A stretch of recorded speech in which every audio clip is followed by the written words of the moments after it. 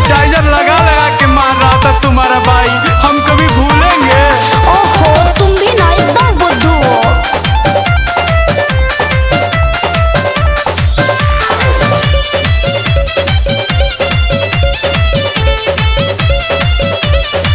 हाथ गोड़ फूलल बा, मुँह लटक के झूलल बा, दोनों गाल भइल जैसे ठीक हो जाए। अमरूद घुलल बा।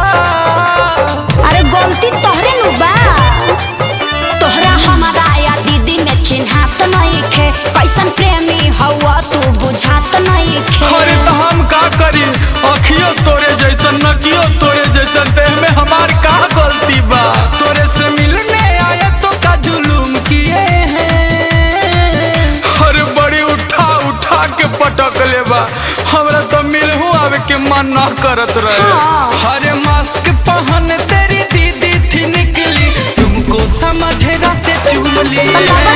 मास्क पहन तेरी दीदी थी निकली, तुमको समझे राते चूम लिए हैं। अरे हमार दीदी ही तो हमरे नियन नु होई।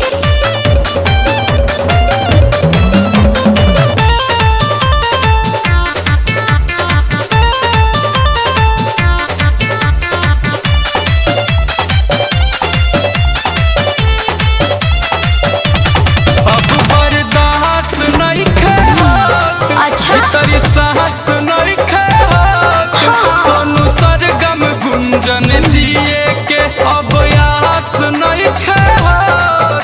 अच्छा अच्छा टेंशन मत लो, सब ठीक हो जाए।